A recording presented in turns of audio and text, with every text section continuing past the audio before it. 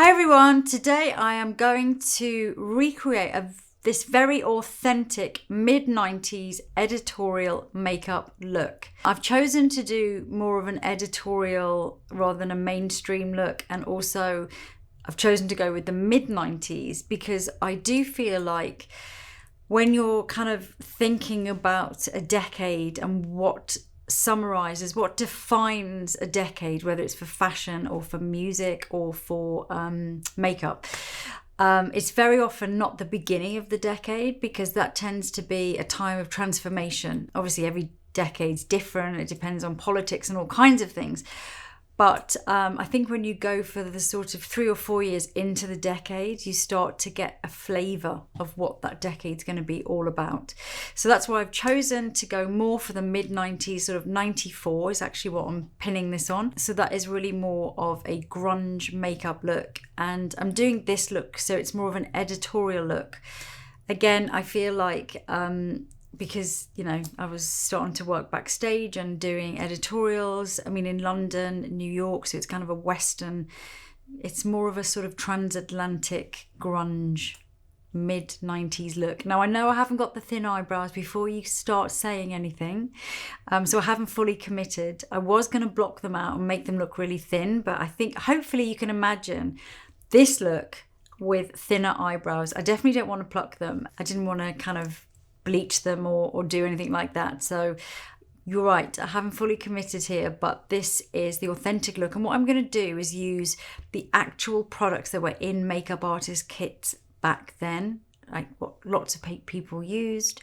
I'm also going to find some really almost identical modern equivalent so that you can achieve more of an authentic look. Before I start the makeup, I just want to give you a little bit of background to, I think, why that 90s indie look is back, because I have my own theories on it, and also I feel like I've lived through 2 completely identical cycles of makeup history, and that is interesting in itself. Well, it is to me. So I wanted to start by kind of explaining or getting into the reasons why this grungy kind of style of makeup became such a big thing. And it was the first time ever in history, in makeup history, that this type of makeup became fashionable. And it was definitely on the back of, if you think, I'm going to sort of picture it through the lens of Kevin Aucoin, which, in case you don't know who he was, he's a legendary makeup artist, started in New York in the 80s, wrote some very famous books in the 90s and early 2000s. I feel like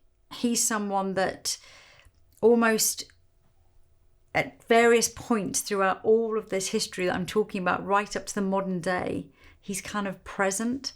So I'm going to use him as my example. So if you think about the 80s, so Kevin Aucoin is in New York and he's starting his makeup career.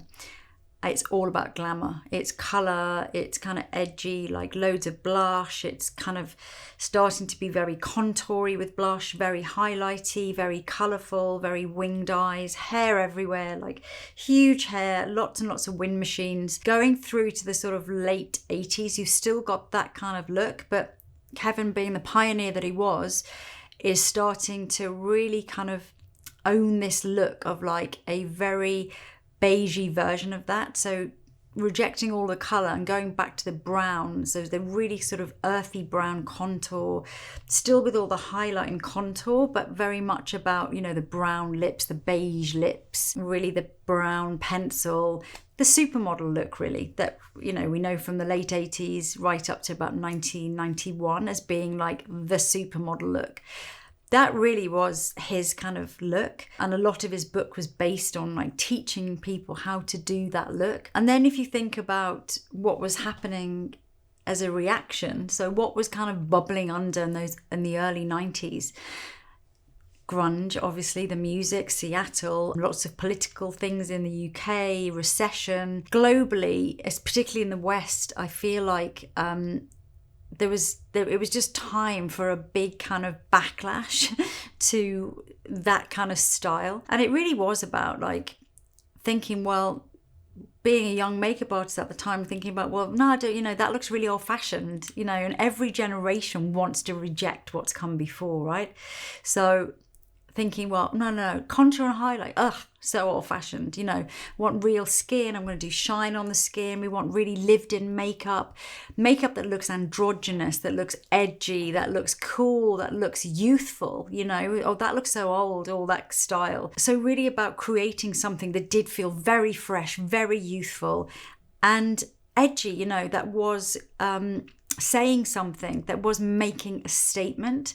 The music was like that, from Nirvana to the photographers that were coming up, to the fashion, whether it was Marc Jacobs, for example, or Perry Ellis, like doing grunge kind of aesthetic for what had before been quite sort of glam. So that kind of made sense. And it was the first time really in makeup history that makeup had been so pared back and so messy.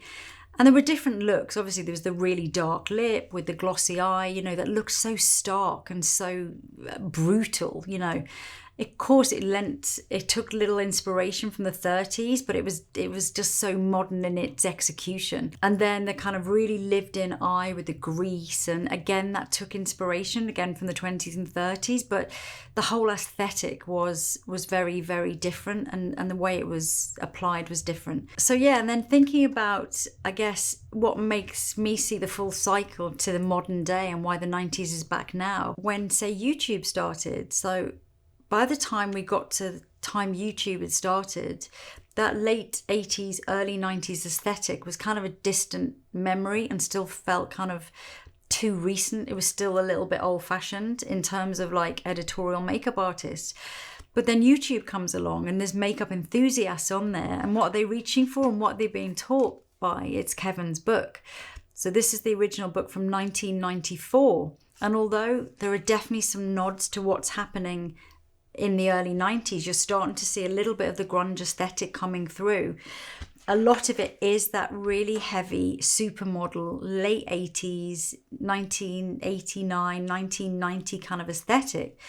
And I feel like that a lot of people were learning from that book at that time. Because I remember like when I first used to look on YouTube and there'd be a lot of people talking about all the tips, and they wouldn't necessarily credit him, but I'd be like, that's definitely out of the Kevin O'Quan book. That kind of led into the whole contouring, heavy highlighting, the aesthetic that really we've had now for the last probably 8 years, which I guess you could call the Instagram look, or that look that is about the heavy contouring. And then cut to today, there's a whole new generation that are rejecting that, looking at the 90s again, looking at grunge, looking at that aesthetic and saying, well, that looks cooler and that looks more interesting. It looks more youthful, and it's a rejection of that. So I feel like I've lived through these two almost identical loops of trends. So that in itself is fascinating to me.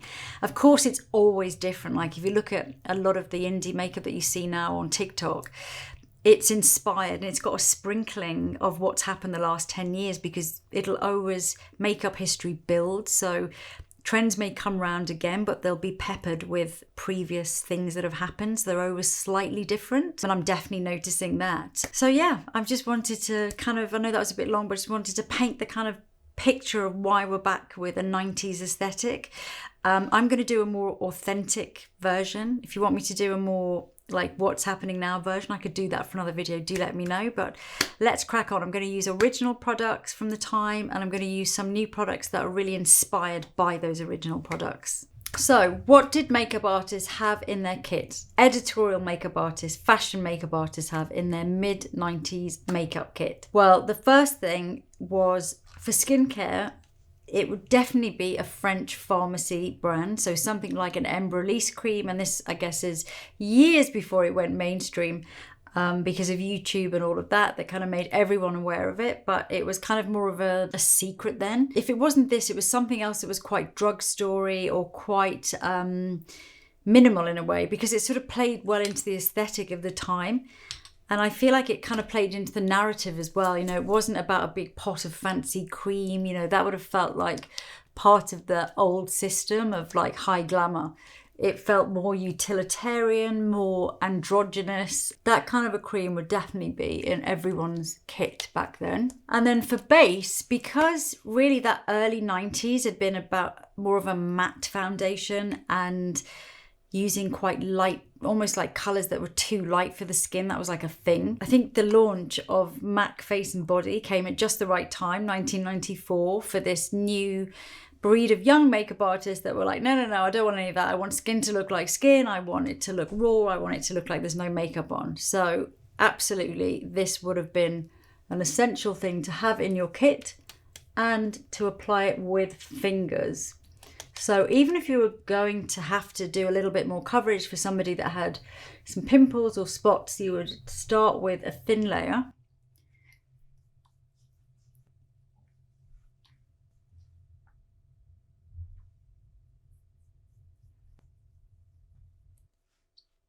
So that's a light layer all over. And I feel like this formula was really innovative for the time. It really was something that makeup artists were looking for, to have something which did give you the coverage. It did kind of even out the skin tone, but you wouldn't see any makeup kind of sitting on top of the skin. So it really played well into that aesthetic. So for under the eyes, it wasn't about a heavy concealer under the eyes. That had come before. That's what we were all rebelling against. We didn't want that heavy coverage, that kind of highlightery effect under the eyes, or if we did like want to highlight, it would have to be done really, really delicately and really lightly. So something, again, like if somebody wasn't too dark under the eyes, I would have absolutely just gone in with a little bit of Face and Body again, just patting it in just to lift slightly. But there was something really nice about leaving a little bit of darkness under the eyes. Maybe this was more of a European / London kind of face magazine, ID magazine thing, but it just made it look so new, so modern, so real, youthful. I know it seems weird to say dark under the eyes, but it did, because it also gave you the shape. You know, you didn't have to put a load of makeup.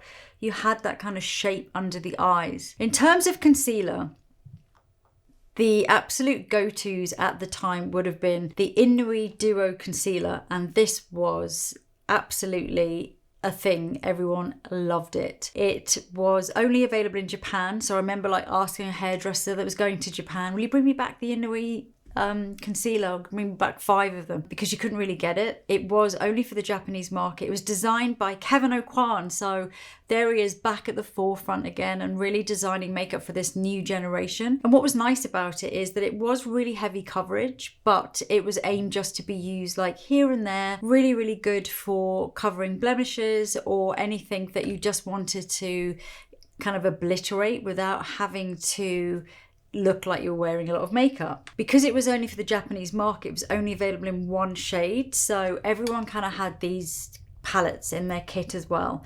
So it could be the Kryolan ones, or this one was the Derma Blend one, and absolutely everyone had Touche Éclat, because if you want to highlight under the eyes but you don't want to do it in a heavy way, this was just like amazing for like giving a little bit of highlight here, there and everywhere, but again, looking like real skin. So I'm just going to cover a few spots. I was going to use this, but actually now I'm frightened because it is very old and I don't want to have a breakout. So I'm not going to use that. Instead, I'm going to use the Laura Mercier Secret Camouflage, which came after this, but is very similar. So just covering some little spots, little marks, and really just wanted it to look like nothing. So that's the kind of basic skin. So really there were a couple of looks that were very prevalent in the mid-90s for the grunge movement, and it was either a really dark brown or burgundy lip that was quite nicely done, but with not really anything else on the face, just some gloss on the eyelids, maybe some shine here, a little bit of Vaseline here and there, and some kind of mascara. That was it. Or there was the eye, which I remember being very pretentiously, I used to call it my spiritual eye, which meant that it was like all kind of lived in and got very glossy and had this sort of aura around it that made it look like it had been on for, you'd slept in your kohl pencil basically for like 3 nights, and then you got a little bit shiny, and that's that was the look. I'm going to do the eye look, I think. I think I might do the lip look later, but I'm going to do the eye look. And we'll get to the brows, don't worry, in a second, but I'm going to go right in with the pencil. I'm actually going to use a natural pencil because the pencils of today that you can get now are obviously amazing and long wearing. They don't smudge anywhere near as much as they used to. Even smudge-proof pencils back then were not like the incredible waterproof, full-setting pencils that you can get now. And I think that also plays into how the look, even though people are now doing indie sleaze makeup looks, you know, the eye look is never quite the same because basically the pencils are so much better and harder to smudge. So I'm going to use a natural pencil because the kind of pencils we used to use, they used to move a lot. They stayed creamy, they kind of kept moving, and they were what enabled, I guess, makeup artists to achieve that real smudgy 90s eye look. So I'm going to go through the lower lash line to start with. Yeah, this definitely feels more like a 90s pencil. It's kind of scratchy. Old school, and it's going to have a lot more movement to it. I would have gone through the upper lash line for sure, but not kind of perfectly. I would have done like probably outer and inner. Then using the pencil, just start scrubbing along the edge underneath, and then start to smudge that. It's incredible how long we used to spend kind of doing this look because you wanted it to look just so like it really, really, really had not been, you know, taken off. You'd been to like a Nirvana gig 3 nights ago and you still had the makeup on. It really, really smudge. The messier it went on, the better the results were. And then just start to smudge. You see without those volatile silicones, how much more smudgy that is.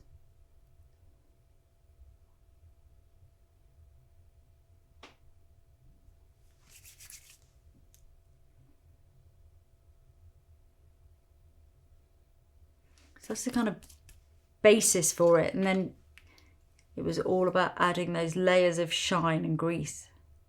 So the next vital thing in the makeup artist kit was some kind of grease. I had various different types and I've got modern equivalents to show you as well. So Vaseline, this was essential. This was so good for smudging kohl pencil, for putting a little shine here. This was absolutely essential. So was 8 Hour Cream, which was Elizabeth Arden. I don't have that here at the moment. That was quite essential for doing some shiny points here and there on the face. Because I didn't want everything to be shiny. In fact, I would have probably, on somebody like me with an oilier skin, I would have taken down the shine, like, because I wanted it to look really like natural skin. So, you know, the way good natural skin is necessarily shiny everywhere. The other thing was I used to buy a lot of greases. This looks horrible actually. I've just got it from my kit, but this is the Cryolin cream, and I used to have this in all different colors like blacks, grays, and if you wanted to do like a more intense but smudgier eye, you could use those greases and really kind of mush up all those blacks if you wanted it to be a little bit more kind of in your face. A brand that I used to absolutely love, this didn't come out till 2002, but when it did I was like, wow, this is like the perfect mid-90s makeup. And I think it's because it's a brand by Stefan Marais, who still is an amazing makeup artist, but he was a really big makeup artist. In the 90s he used to do loads of those kind of really kind of smudgy black eyes. This came out in 2002, which means he probably designed it like late 90s based on what was in his kit from like the mid 90s onwards. And this was just like, it was greases that had like a little bit of colour in them or a little bit of extra shine, and you could just kind of like smudge. Anything like this worked brilliantly. So yeah, I would have been using also another thing by Inui, another thing by Kevin O'Quan, and it was like a lip kind of, it's actually empty now, but it was a solid clear lip gel almost that worked really well on eyelids for some reason. Stila, that was the Central, launched in the 90s, but they had all those really grungy colours. So the burgundies, the kind of really dirty reds. So they were really good for kind of rubbing a little bit onto eyes, maybe cheeks, lips. You could get that really nice kind of raw, edgy, monochromatic look. So I would have definitely had those. Ditto Bobbi Brown was great. Oh, and anything like this, which is a Fardell cream. So I used to go loads and loads to the makeup shop, the professional makeup shop, and buy these sorts of things because you could really mix them and kind of use them to kind of create these incredible eyes. Modern equivalents would be probably, well, Vaseline is still around. The Jones Road Miracle Balm, which is like a tinted version of that, but it's so lightly tinted that it doesn't really bring too much colour. So you can get like shine without having a whole lot of colour, which is really good for that kind of authentic 90s editorial look.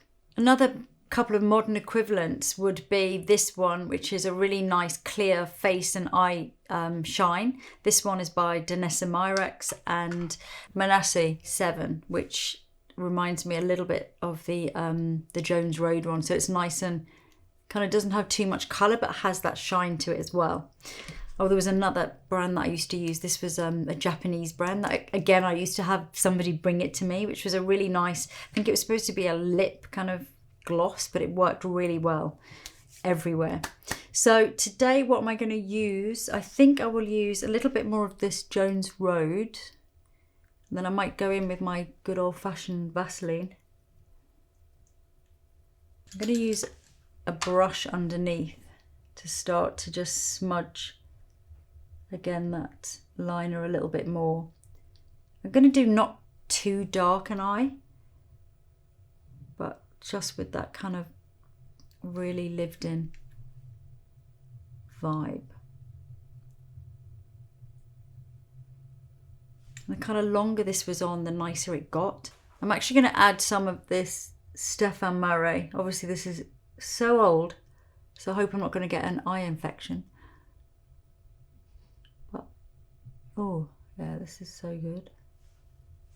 Now, these all creased. That was the whole point, really. We wanted them to crease, and the whole point was that they would crease, that it would kind of give you that sense that they had been on for ages and ages and ages. There wasn't really like anything super contoury or super blushy, and if it was blushy, it was dirty colours. So something like this would have been a really good colour. Try that mixed with a little bit of Vaseline.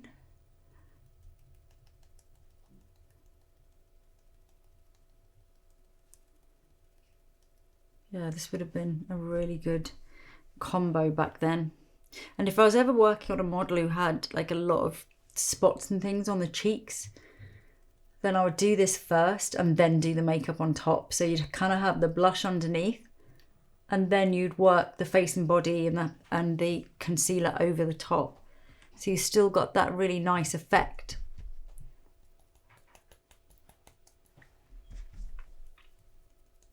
So once the eye started to really move and that pencil started to look lived in, then I would always do a little bit of powder, but not to look like powder.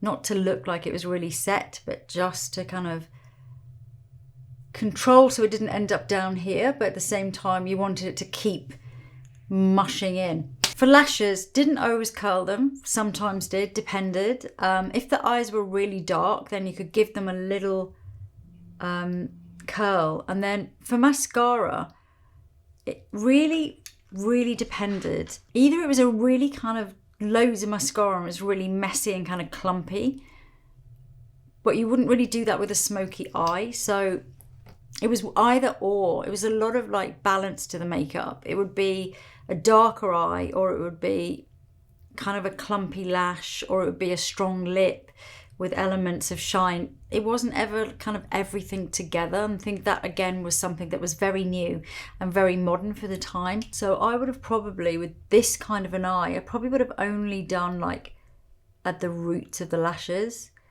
to almost stop it being too pretty, because the whole point was it was anti-pretty in a way. It wasn't about, you know, a pink blush and fluttery eyelashes and all of that. It definitely had more edge to it than that. Same underneath, just at the roots, or not at all. If the model had good eyelashes, just leave them. Now for brows, I haven't plucked my brows, so I haven't fully committed to this tutorial, I admit it. But brows were pretty, most people's brows were pretty thin.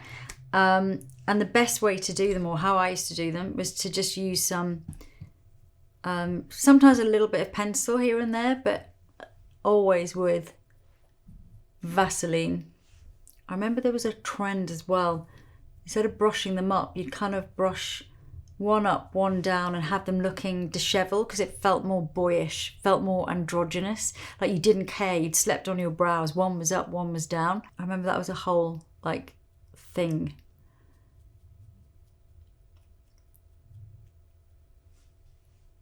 So I'm just going to do that. But you did use the Vaseline because you wanted them to have that kind of boyish, a very boyish brow.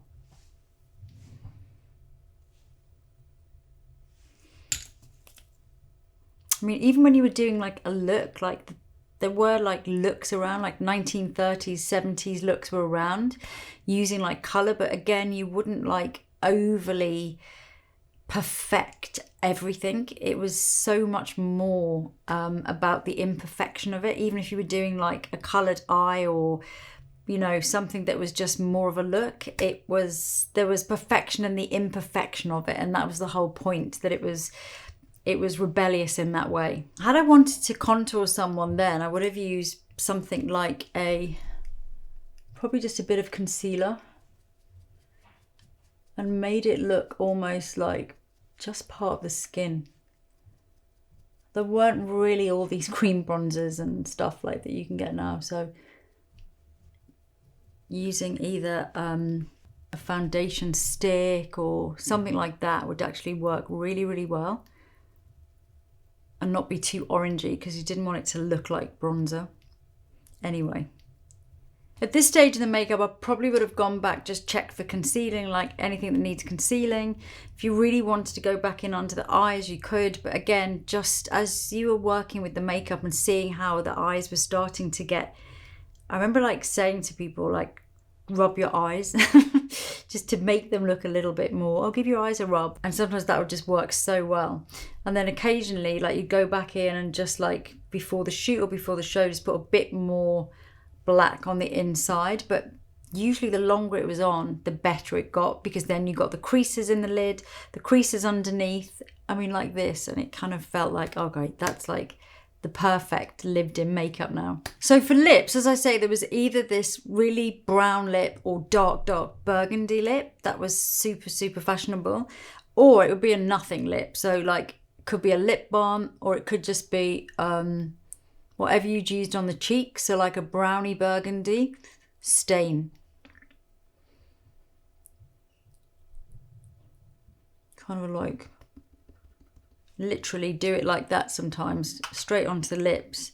Sometimes just even like put it everywhere and like just tap it kind of around the sides of the face as well. Nose, anywhere, to kind of give it that lived in look. Lip pencils was definitely still a thing, but it wasn't that lip look, like that contoured lip look. That had kind of well gone. And just before we finish, Vaseline was highlighter, or lip gloss was highlighter, or 8-hour cream, anything like that. That was highlighter. So I just tap that into the skin, and that's it. So that is the finished look. that is my authentic mid-90s editorial look. I'd say it's kind of cross between that kind of grungy London, Seattle editorial thing that was happening. Of course, there were other looks around that time, but this was very much a strong look, and I definitely have used, if not the authentic exact products, which I have in some cases, but I've used things which feel exactly the same. So this would have been the look and the effect that you would have gotten that you probably wouldn't get now with modern products anyway.